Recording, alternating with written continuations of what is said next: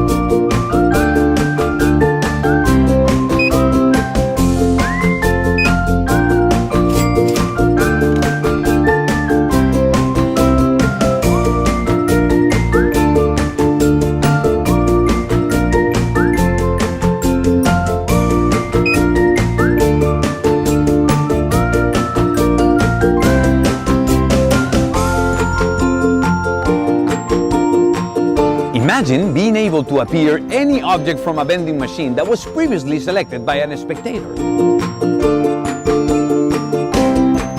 A great magic apparatus that packs very flat and transports easily for your shows, and also sets in just seconds.